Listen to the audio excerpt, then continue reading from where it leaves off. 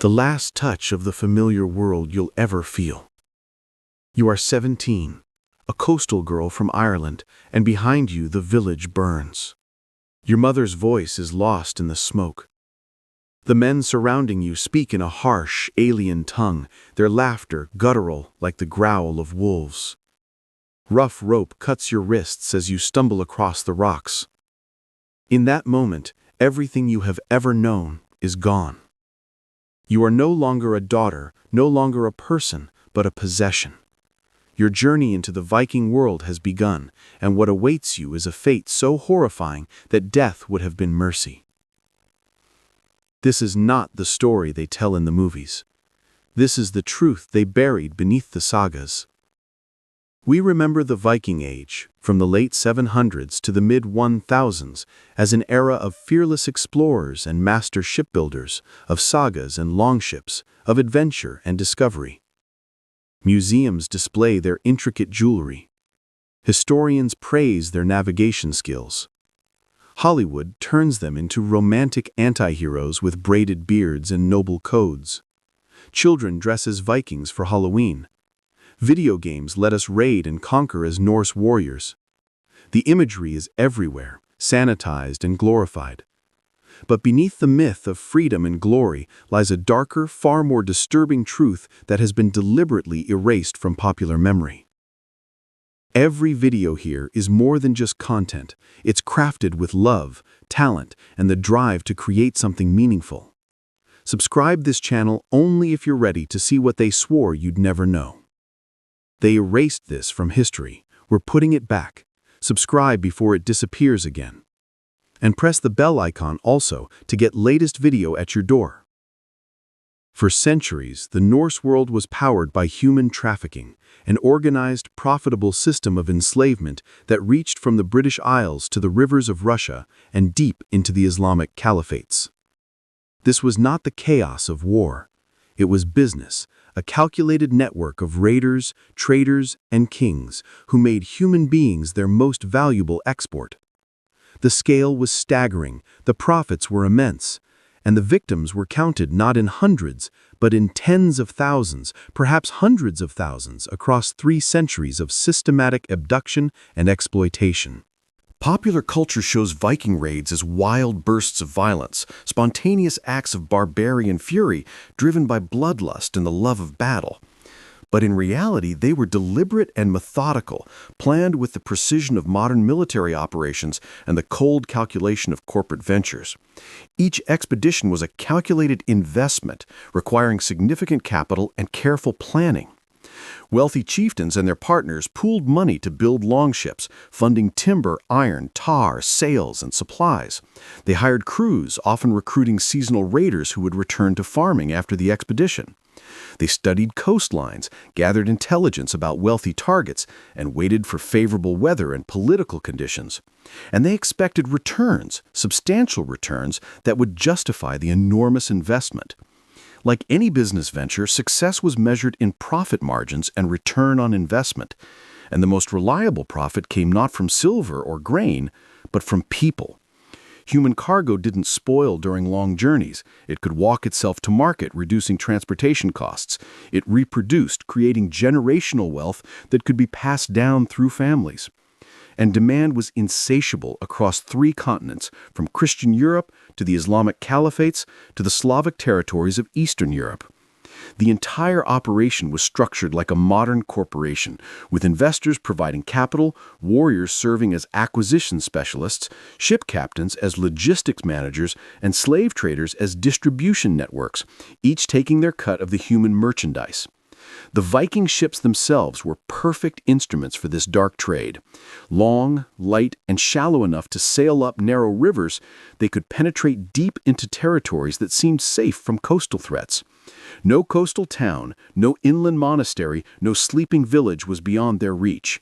Communities located miles from the sea, people who had never seen the ocean, would wake to the sight of dragon-proud sails on the river and realize with horror that it was already too late to escape or mount an effective defense. The psychological terror of this was deliberate and devastating.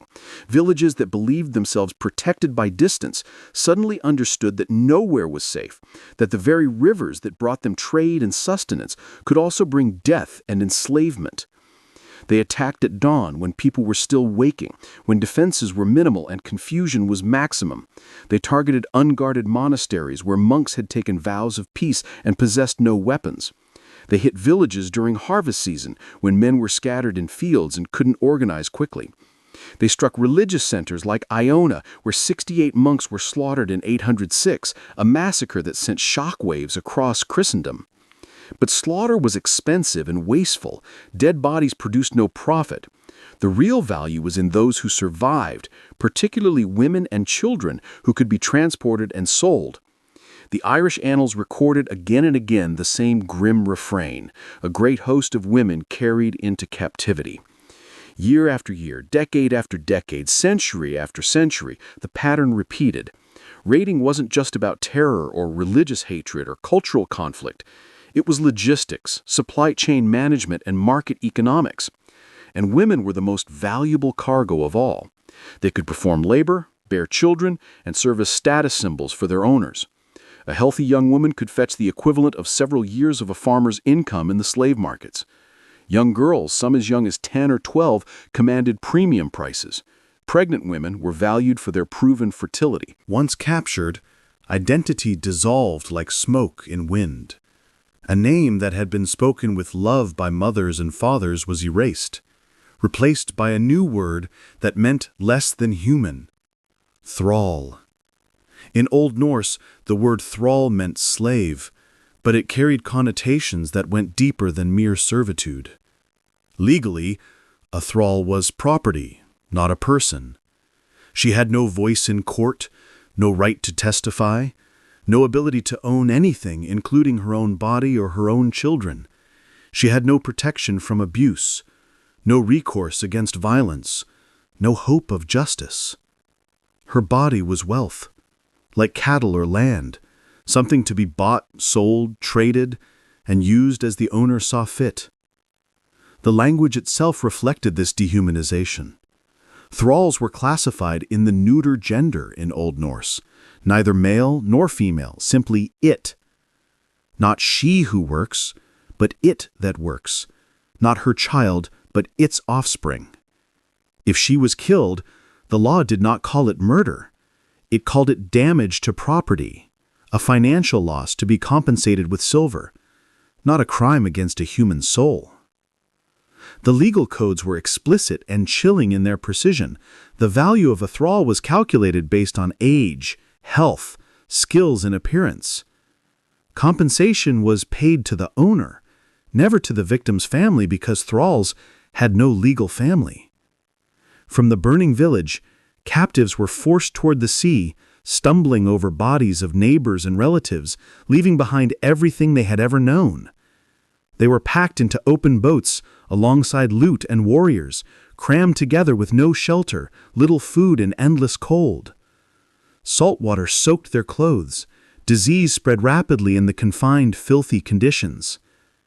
Terror consumed them as they sailed toward an unknown fate, unable to communicate with their captors, unsure whether they were being taken to their deaths or to something worse. Many never reached land again. They died of exposure, of disease, of despair that stopped their hearts. Their bodies were thrown overboard without ceremony, without prayer, without anyone to remember their names. But those who survived the crossing were delivered into a network of slave markets that stretched across the Viking world and beyond, a sophisticated international trading system that would not be matched in Europe for centuries. From Dublin, known to the Norse as Duflin, to the trading ports of Hideby and Birka, from the river towns of Novgorod and Kiev, to the great cities of Constantinople and Baghdad, human beings were bought and sold like livestock. Dublin became one of Europe's largest slave centers, the hub of a trade that linked Ireland, Scandinavia, and the Islamic world through the rivers of Russia. Archaeological evidence shows that Dublin's slave market operated continuously for over 200 years, processing thousands of captives annually. The city's economy depended on it. Its wealth was built upon it. The Volga trade route was the artery of this human commerce, a river highway that connected northern Europe to the Middle East. Captured women from Ireland or the Slavic lands were transported downriver, sold and resold through cities like Novgorod, Kiev, and Bulgar until they reached the great markets of Constantinople or Baghdad, where they command enormous prices. Their cargo was human life, exchanged for silver and silk, for spices and weapons, for all the luxuries that made the Viking elite wealthy beyond imagination. Archaeology confirms the scale of this trade in ways that chronicles never could. Tens of thousands of Islamic silver coins, dirhams minted in Baghdad and Samarkand, have been unearthed in Scandinavia, concentrated in areas associated with wealthy traders and chieftains. These coins are mute witnesses to a trade that spanned half the known world, each one representing a transaction, a life, bought or sold. The silver traveled north, while human beings traveled south, a grim exchange that enriched Scandinavia and populated the slave markets of the Islamic world with Nordic and Slavic captives. The Arab diplomat Ahmad ibn Fadlan saw it firsthand during his journey to the Volga region in 921. His account, clinical and detailed, describes Norse traders setting up camps on riverbanks, building temporary markets where they displayed their human merchandise. He described enslaved girls standing on platforms while buyers examined them like livestock, checking teeth, inspecting bodies, assessing reproductive potential. And he described something even more disturbing. In public, in front of crowds of buyers and onlookers, the traders would violate their captives to prove their value, to demonstrate their health and their submission. There was no shame in this, no secrecy, no sense that anything wrong was occurring. Only ownership, pure and absolute. Each act was a transaction, each violation a sales technique, each woman a commodity whose value increased with the proof of her helplessness. For most who survived the journey in the markets, enslavement meant endless labor that ground them down year after year until their bodies gave out. From dawn to dusk, they ground grain between heavy stones, the repetitive motion wearing down their teeth and vertebrae. They hauled water in heavy buckets from wells and streams, their spines compressing under the weight. They stoked fires in all weather, breathing smoke that damaged their lungs. They cooked massive quantities of food for households that never thanked them. They brewed ale, the staple drink of Norse society, a labor-intensive process that required strength and skill. They washed clothing in freezing water that cracked their hands bloody. And they wove, endless hours at the loom producing the coarse woolen cloth called vadmal, used for sails, clothing, blankets, even currency. Their hands grew calloused until they could barely feel. Their backs bent until they couldn't straighten. Their teeth wore down from the grit in the stone-ground grain until eating became agony. They were the invisible engine of the Norse economy, the foundation upon which Viking exploration and expansion was built. Without enslaved women, Viking exploration itself would have been impossible. Who would have produced the sails that carried longships to Iceland and Greenland? Who would have brewed the ale that sustained warriors on long journeys? Who would have woven the clothing that protected against Nordic winters? The entire Viking Age, with all its achievements and discoveries, rested on the bent backs of enslaved women whose names we will never know. Their bones tell the truth that sagas conceal. Excavated skeletons from Viking Age settlements show signs of severe malnutrition, arthritis that crippled joints by age 30, and broken bones that healed without proper care, leaving permanent deformities. These were not the bones of people who lived well or died peacefully. They lived hard and died nameless, buried in unmarked graves or mass pits, their existence acknowledged only by the archaeological record that cannot lie. But labor was not their only use. perhaps not even their primary use in the eyes of their owners. Female thralls were also concubines, forced sexual partners of their owners, available at any time without consent or refusal. Old Norse law recognized the practice not as crime, but as right, the natural privilege of ownership. The legal codes discuss it casually, setting rules about which thralls could be used in this way and what rights, if any, existed for children born from these unions. The sagas mention them constantly, referring to them as frilur, the women kept for pleasure, as if this were the most ordinary arrangement in the world. They appear in hero tales and king stories, always in the background, always available, never quite human enough to matter as individuals.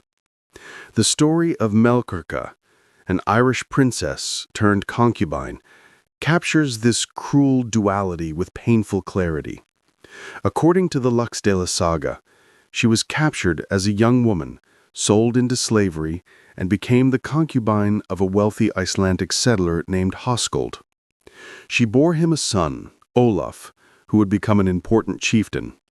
But Melkorka herself never gained freedom, never regained her status. Her silence, the saga says, was forced.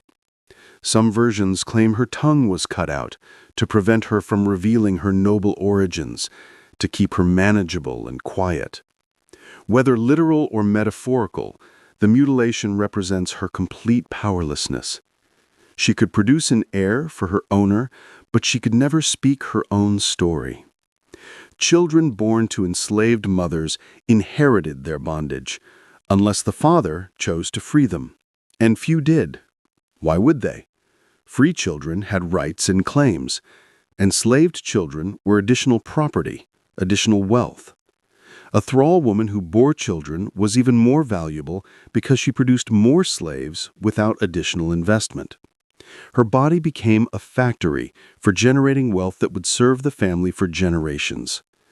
Some masters freed their own children out of affection or guilt, but this was exceptional and usually came with conditions that kept the freed child in a subordinate position. Most children born to thrall mothers remained thralls themselves, inheriting not just legal status, but the trauma and powerlessness that defined their mother's existence. Modern genetics confirm what the chronicles imply, but rarely state explicitly. In Iceland, over 80% of the male ancestry is Norse, traced through Y chromosome analysis back to Scandinavia.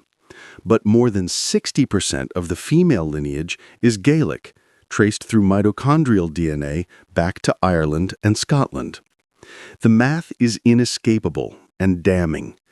Norse men founded Iceland with captured women, not with Norse wives who came willingly. The genetic record shows a founding population where men arrived as conquerors and women arrived as property.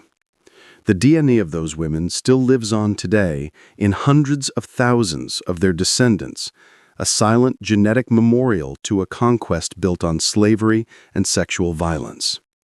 Every Icelander with Gaelic maternal ancestry carries in their cells the evidence of what happened when Viking raiders returned home with human cargo. These cases appear in chronicles and sagas, stories of dramatic exchanges and political negotiations. Others were kept as political pawns, hostages whose captivity prevented rebellions or secured alliances, their bodies serving as guarantees for the good behavior of their kinsmen. But some faced a far darker fate than lifelong servitude, something so horrifying that it reveals the absolute depths of their dehumanization. When a Viking lord died, his thralls could be killed to serve him in the next world, to provide labor and comfort in the afterlife just as they had in life. This was not metaphorical. It was literal human sacrifice. Ritualized murder carried out with religious sanction and community approval. Ibn Fadlan described one such ritual in detail that still shocks readers over 1,100 years later. A young slave girl, chosen to die with her master, was plied with drink for days until she could barely stand. She was paraded through the community, taken to the tents of the dead man's friends and relatives, where each one violated her while telling her to inform the dead man of their loyalty. Finally, on the day of the funeral, she was led to the ship where the body lay.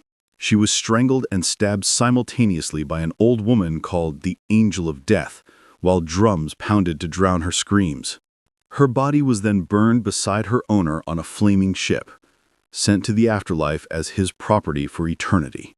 The detail in Ibn Fadlan's account is sickening. The girl singing as she was led to her death, probably delirious from alcohol and fear. The men who violated her treating it as a religious duty. The community watching and approving, seeing nothing wrong with murdering a young woman to satisfy their beliefs about the afterlife. Archaeology confirms this horror in ways that make it impossible to dismiss as exaggeration or propaganda. Graves from Norway and the Oseberg ship burial show evidence of ritual killings. Skeletons of young women buried beside wealthy owners, their positions suggesting they did not die naturally. Servants buried with their masters to accompany them beyond death, their bones showing signs of trauma consistent with violent death. These were not isolated incidents. They were accepted practice, part of the social fabric, a demonstration of wealth and power. To kill a healthy young thrall at your funeral was to show that you were so rich, so powerful, that you could afford to destroy valuable property as a gesture. In Norse society, slaves were not shameful. They were status symbols, visible proof of success and dominance. To own thralls was to show wealth and power. To own many thralls was to demonstrate you were a person of importance, someone who commanded resources and respect. The sagas celebrate men with dozens of slaves as heroes, not villains. They're praised for their wealth, their successful raids, their ability to maintain large households. The fact that this wealth was built on human suffering was irrelevant. Slavery was normal, expected, essential to the functioning of society. Without it, the entire Norse economic system would have collapsed. Freedom was possible, but rare and usually incomplete. A master could grant it as a gesture of generosity or respect, perhaps to a thrall who had served loyally for decades. Some masters freed thralls in their wills, deathbed gestures of conscience that came too late to restore the years stolen. One famous example appears on a runestone from Sweden. A man named Tulki, freed by his master after years of service as a blacksmith, carved a monument in gratitude, one of the few times we hear a former thrall's voice across the centuries. But these were exceptions so rare they became noteworthy enough to record. For most enslaved women, bondage was for life and inherited by their children and their children's children. Freedom might come after decades of service if they were very lucky, but by then they were old, broken, and had nowhere to go. And even freed thralls occupied an ambiguous position. Not quite slaves, but never fully free either. They owed obligations to their former owners. Their testimony in court carried less weight. They could not marry freeborn people without special permission. The social stain of slavery marked them and their descendants for generations. The system eroded slowly, not because of moral awakening, but because of changing economic and religious conditions. Christianization, which spread across Scandinavia from the 9th to 11th centuries, discouraged the enslavement of fellow Christians. Church law considered it a sin to enslave baptized believers, to treat Christian souls as property. This didn't end Viking slavery, it merely redirected it. Raids shifted toward pagan Slavs instead of Christian Irish, toward territories not yet converted where captives could be taken without religious guilt. The word slave itself comes from Slav, testament to how thoroughly these peoples became synonymous with human merchandise in European consciousness. Over centuries, chattel slavery evolved into serfdom, a system less visible but rooted in the same foundations of domination and control. Serfs were legally bound to land rather than owned outright, but they still lacked freedom of movement, still owed labor without fair compensation, still lived under the absolute authority of lords who controlled every aspect of their existence. The change was gradual and incomplete, a softening of terminology rather than a transformation of reality. Many people we would recognize as slaves were simply reclassified under new legal categories that obscured their bondage. And throughout Europe, the descendants of Viking thralls continued to occupy the bottom tiers of society, their ancestry marking them as lesser even generations after their families gained nominal freedom.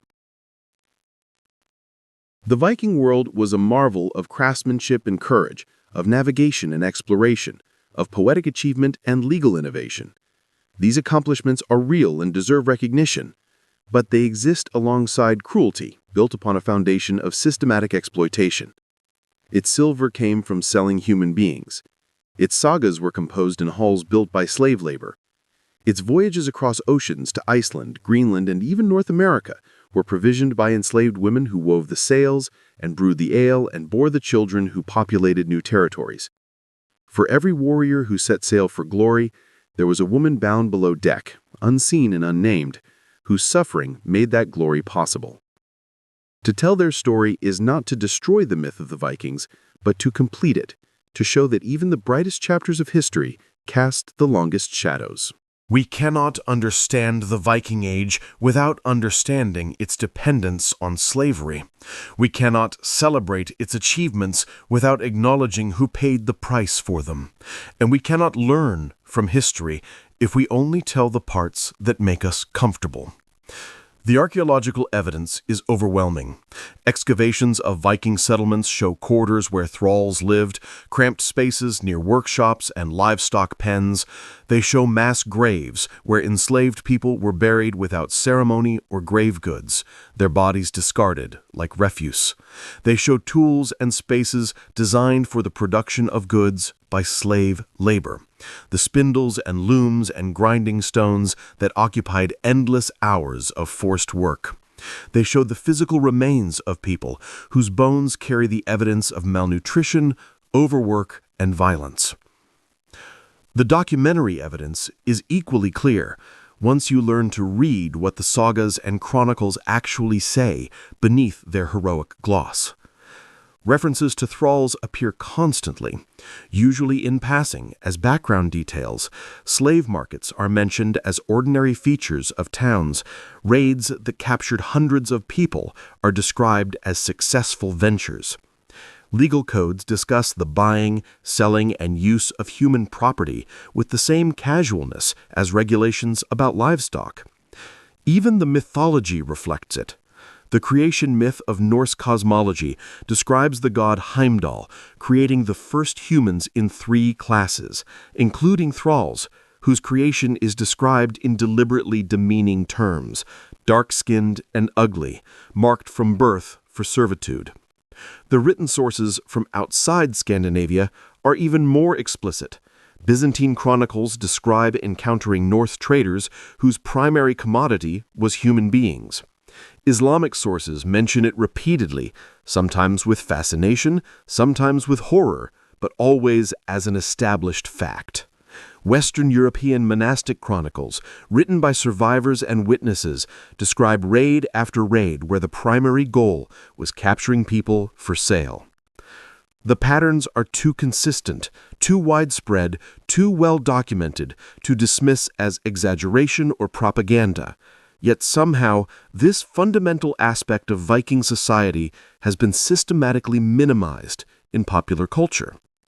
We get television shows about Viking adventurers that mention slavery only in passing, if at all.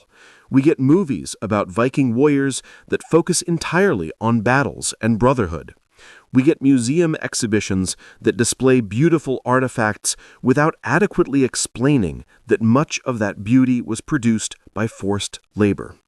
We get video games that let players experience Viking raids as exciting adventures without confronting what those raids meant for their victims. The sanitization is not accidental. It reflects our cultural preference for heroes we can admire without moral complication, for histories that inspire rather than disturb. But this preference comes at a cost. It erases the experiences of tens of thousands of people whose suffering was real and whose descendants are alive today. It perpetuates a mythology that glorifies conquest without acknowledging its human cost.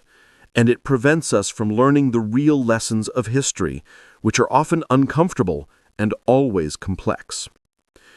The Vikings were not uniquely evil, Slavery existed in most historical societies. The Islamic world that bought North slaves was itself built on massive slave systems. Christian Europe practiced slavery throughout the medieval period. The distinctive features of Norse slavery were its scale, its organization, and its centrality to the economy, not its existence. What makes the Viking slave trade particularly striking is how thoroughly it has been erased from popular memory, while other aspects of Viking culture have been romanticized and celebrated. We wear Thor's hammer jewelry, we name things after Odin and Loki, we watch shows about shield maidens and heroic warriors, but we don't talk about the fact that those warriors' wealth came from human trafficking. We don't discuss the women in the holds of longships. We don't examine the genetic evidence that shows populations founded through sexual violence. The silence is a form of historical injustice that compounds the original crime. Consider what this meant at an individual level in the lived experience of a single captured woman. Imagine being 17 years old, living in a coastal village in Ireland in the year 850. Your life has been ordinary, filled with the rhythms of agricultural seasons, with family and community, with the local church and its rituals, with hopes of marriage and children, and a life that resembles your mother's and your grandmother's. Then one dawn, the longships come. Within minutes, your entire world is destroyed. Your father is killed trying to defend the village. Your brother lies bleeding in the street.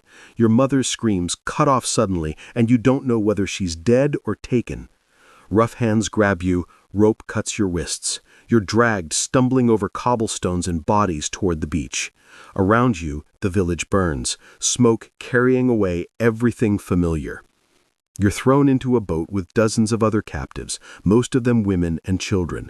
The warriors speak a language you don't understand, but their intentions are clear in their laughter and their eyes. The boat pushes off. The shore recedes. Your entire life, everything you've ever known, disappears behind smoke and distance. The voyage is a nightmare of cold and hunger and terror. You don't know where you're going. You can barely comprehend what has happened. Some part of your mind insists this cannot be real, that you'll wake up, that someone will rescue you. But days pass and no rescue comes.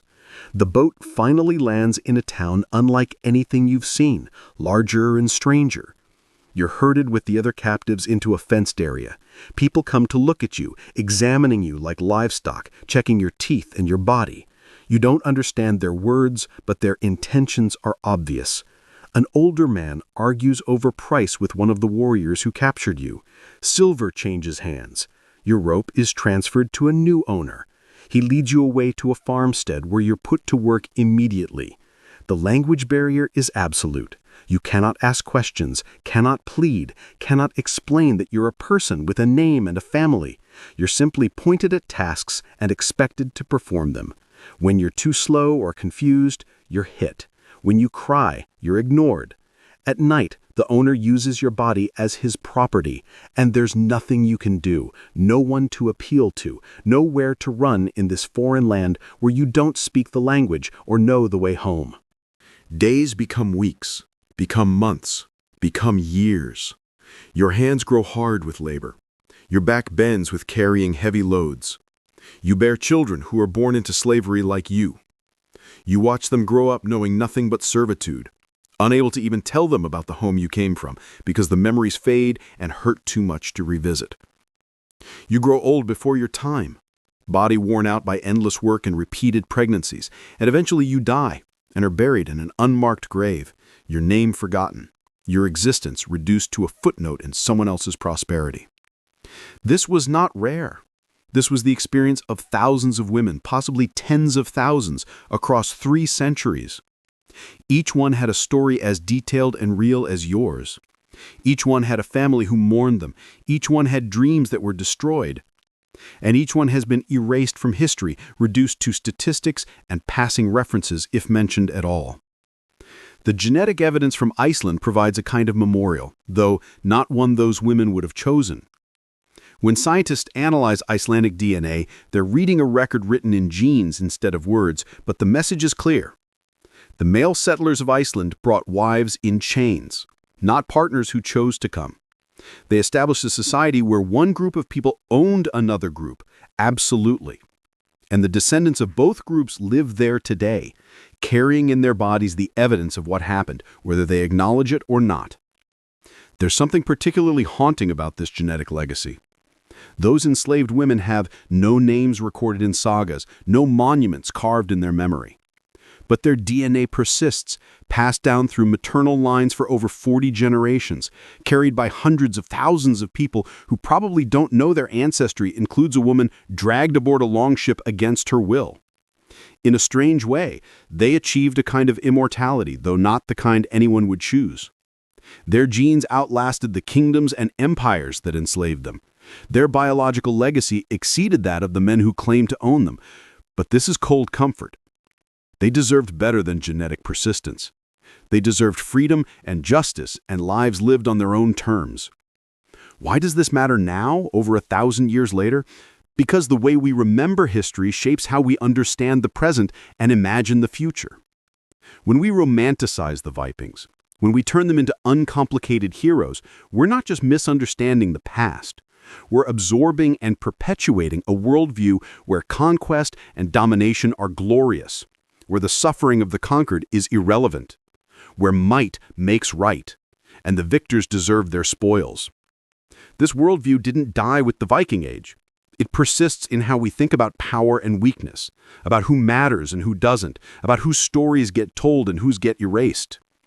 The descendants of enslaved peoples around the world still fight for recognition of historical injustices. The patterns of exploitation that defined Viking-era slavery evolved but didn't disappear. Understanding the truth about Viking slavery is part of a larger project of honest historical reckoning. It means acknowledging that peoples we admire for certain achievements were also capable of systematic cruelty. It means recognizing that civilization and barbarism are not opposites, but often intertwined. That the same culture that produced beautiful art and sophisticated legal codes also reduced human beings to property. It means accepting that history is morally complex, that there are no pure heroes or simple villains, only human beings making choices that harmed or helped others. The Viking Age was not just an age of exploration. It was an age of enslavement. Its longships carried not just warriors seeking glory, but captives bound for markets. Its wealth came not just from trade and farming, but from buying and selling human beings. Its expansion across the North Atlantic was accomplished not just by brave settlers, but by enslaved women who bore the children and performed the labor that made settlement possible. And its legacy lives on not just in sagas and artifacts, but in the DNA of populations and the persistent silence around uncomfortable truths. To tell the full story of the Vikings is to include the women in the holds of longships, the thralls grinding grain until their teeth wore away, the captives sold in markets from Dublin to Baghdad, the genetic legacy of conquest, and the systematic erasure of their experiences from popular memory. Their voices are not preserved in sagas. They left no runestones, no written accounts, no monuments to their suffering, but their bones remain in the earth. Their DNA persists in living populations, and their story, once you learn to see it, is written everywhere in the history of the Viking Age. They built that world as surely as the warriors and kings did, though they built it in chains. This is their story. This is what happened. This is the truth we must finally acknowledge.